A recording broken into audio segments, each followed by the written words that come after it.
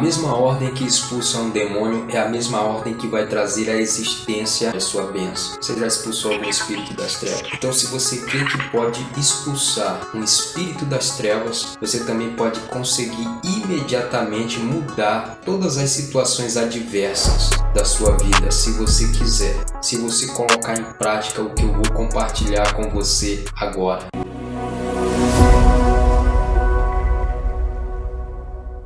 Olá, eu sou o Vinícius. Seja bem-vindo a este canal.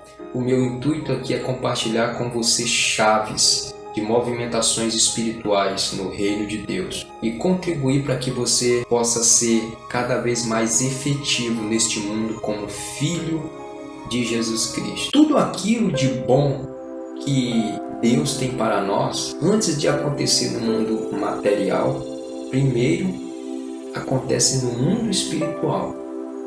Tanto o que é bom como o que é ruim. Por isso que quando Jesus ensinava a oração do Pai Nosso, ele dizia que nós deveríamos pedir a Deus que a vontade dele no céu fosse feita na terra. Assim como é a vontade dele no céu, seja feita na terra.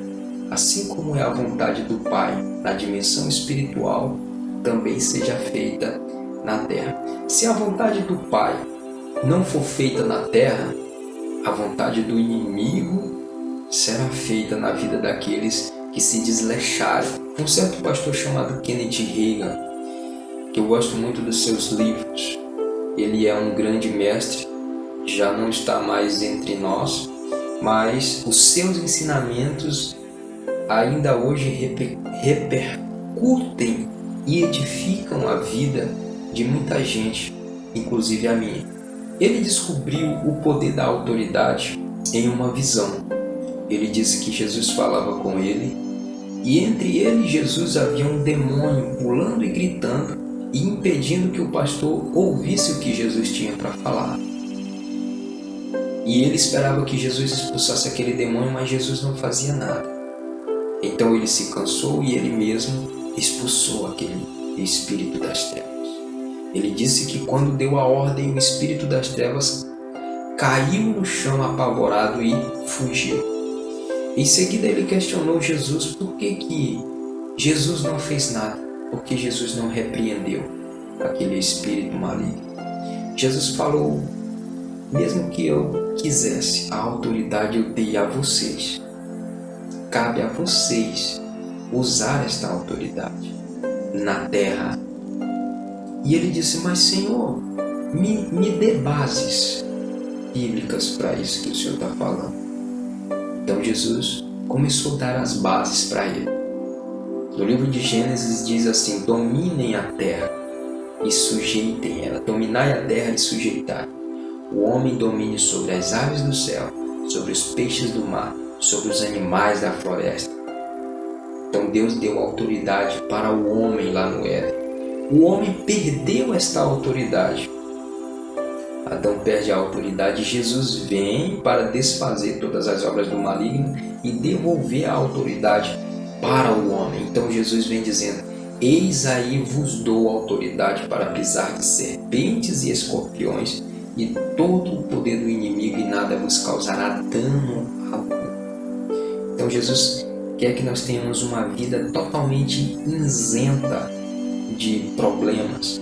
Os problemas vêm, mas na primeira epístola de Pedro, esses problemas eles são transitórios, eles não devem ser permanentes na vida de um verdadeiro filho de Deus. Eles devem ser solucionados através do dom da fé. Uma vez Jesus estava no barco com os discípulos, Jesus estava dormindo, estava ali no fundo do barco. E os discípulos estavam no convés, eu acho que é convés, aquela parte superior do barco. E estava acontecendo uma tempestade no mar e as ondas açoitavam aquele barco. O barco estava a ponto de afundar. Então os discípulos apavorados desceram lá embaixo e acordaram Jesus. E Jesus ele acorda, eu vou dizer assim, que aborrecidos.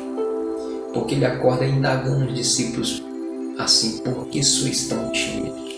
não tendes fé.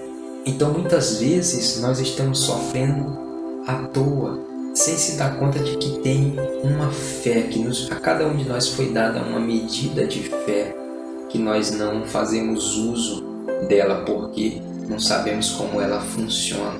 Mas hoje eu quero compartilhar com você o que dá resultado e faz com que a fé resolva os meus problemas e assim eu economizo tempo.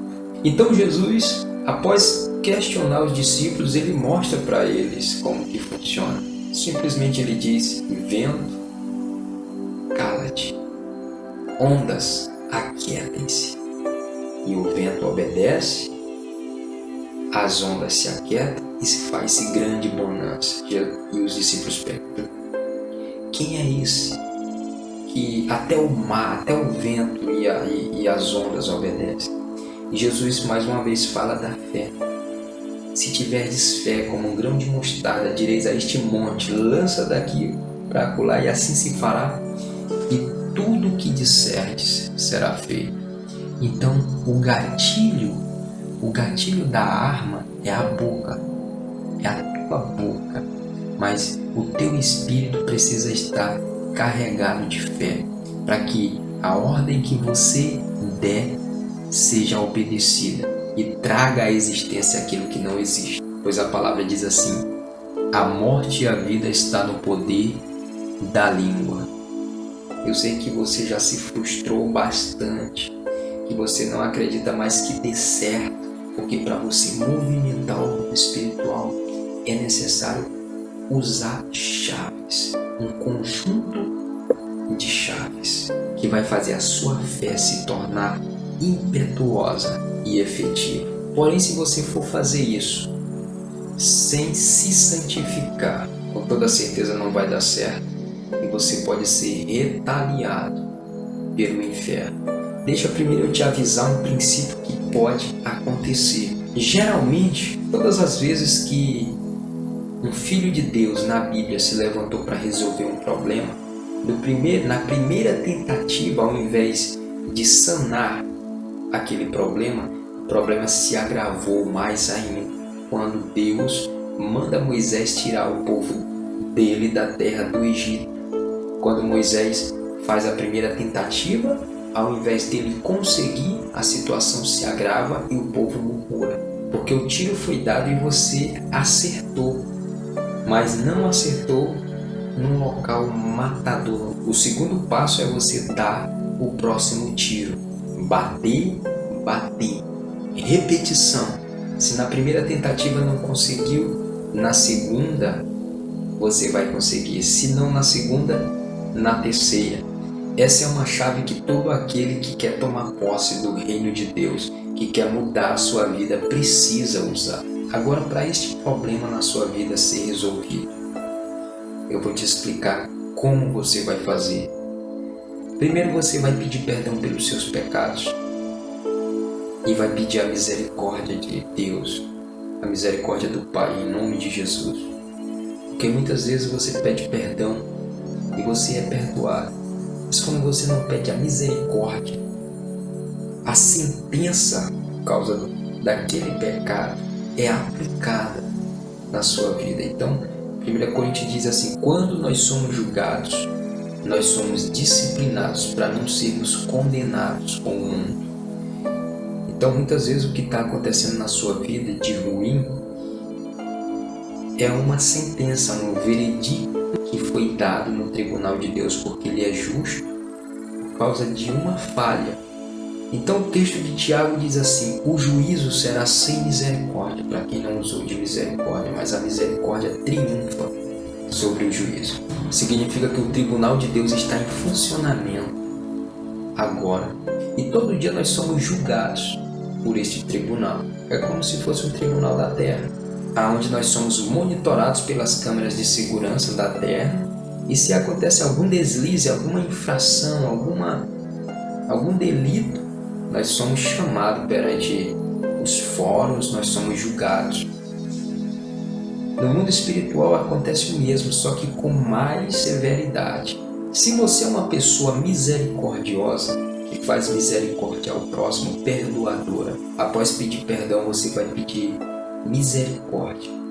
E Deus vai te conceder misericórdia porque você teve misericórdia de quem te fez o mal, por exemplo, e você não pagou com a mesma moeda. Você não quis que aquela pessoa te pagasse o mal que você fez.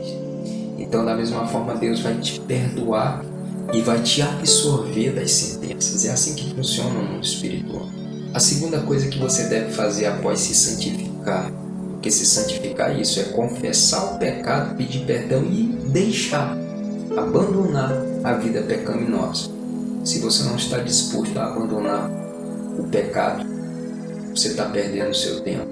Em seguida, você vai adotar o hábito de fazer jejum. A ordem que os discípulos davam a alguns espíritos não eram obedecidas porque faltava para eles jejum e oração.